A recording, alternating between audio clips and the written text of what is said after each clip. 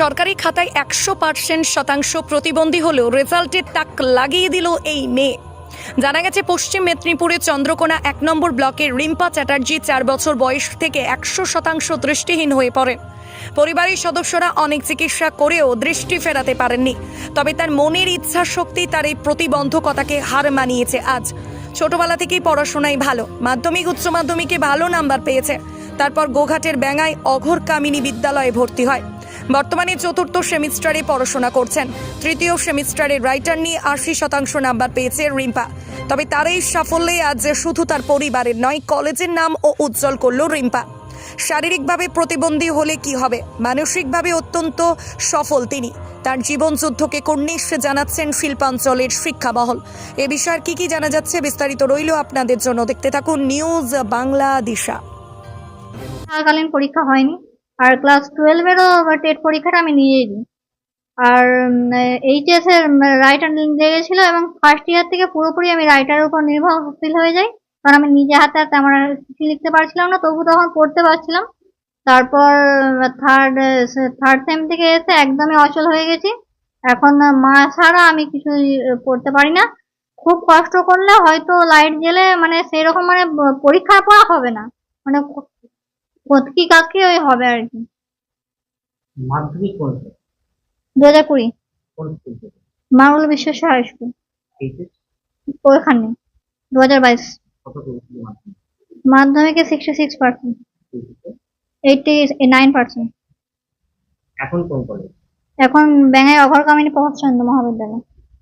কি কি সাবজেক্ট আছে? অনার্স পেপারে বাংলা আর জেনারেল সাবজেক্টে আছে এডুকেশন।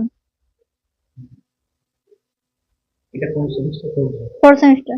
এর আগের সেমিস্টারের নাম্বার জানেন? এর আগের সেমিস্টার বলতে এটা তো 3rd সেমিস্টারের রেজাল্ট বেরিয়েছে, 4th সেমিস্টার পরীক্ষা সামনে আছে। আর 2nd সেমিস্টারের রেজাল্ট বেরিয়েছিল 60% আপে, 65 ছিল।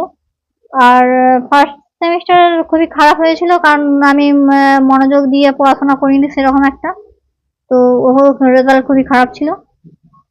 তাকে ও আমার শুনেছে, শুনে ও আবার তাকে বলেছে, সে লিখেছে। পরীক্ষার সময় কি আপনি জানেন? হ্যাঁ, পরীক্ষার সময় বাড়ি থেকে যাই, কিন্তু আমি বাইরে থাকি। হ্যাঁ, ওকে আলাদা রুমে পরীক্ষা দেওয়া হয়। আপনি কবে পড়াশোনা? আমি ক্লাস 9। তাহলে এই অনার্স সাবজেক্ট আমার ইংরেজিতে একটু অসুবিধাগুলো হয়, কিন্তু বাংলা সাবজেক্টগুলো পড়িয়ে যায়। তারপরে ইংরেজিতেও আমি বারণ করে দিই, ও উচ্চারণটা করে নেয়। কোথায় বাড়ি? আমার বাড়ি কনকাবতী, পশ্চিম মেদিনীপুর, কোন থানা? চন্দ্রকোনা। রোমা চট্টোপাধ্যায়, আর স্বামী কোথায়? কৃষিকাজ। নিয়ে কি কতদিন নিয়ে যাওয়ার প্রচেষ্টা আছে আপনার? আমার তো চেষ্টা আছে ও যতদূর করতে পারবে। বিফলতার মধ্যে দিয়েও হ্যাঁ, অনেকেই বলে, কিন্তু আমি সেগুলোকে গ্রাহ্য করিনি। আমি জানি আমার মেয়েকে একটা নিজের পায়ে দাঁড় করাতে হবে, সেই জন্য আমি কারো কথা গ্রাহ্য না করে আমি এতদূর আগে আসতে পেরেছি। তো আমি যেই স্থানে গেছি না কেন, সেই স্থানে আমার মাধ্যমিক থেকে সব স্যারেরা, টিউশনের স্যার, স্কুলের স্যার, এখন এই কলেজে আসছে, কলেজের স্যারেরা, টিউশনি যে স্যারেরা পড়াচ্ছেন, সৌমিত্র স্যার বা জয়ন্ত স্যার, এরা যে পড়াচ্ছেন, সবসময় সহযোগিতার হাত বাড়িয়ে আনা রয়েছে আমার জন্য। তো তাই এত দূর আমি আগিয়ে আসতে পেরেছি। ইচ্ছাটা তো অনেকটাই।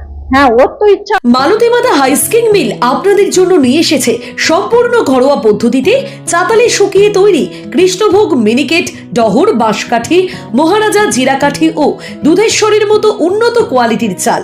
মালতী মাতা হাইস্কিং মিলে প্রোপাইটার পবন নন্দী ও জীবন নন্দী। ঠিকানা সুপারা, চাদুর, আরামবাগ, হুগলি। যোগাযোগ নম্বর 7432074210 অথবা 8972452835।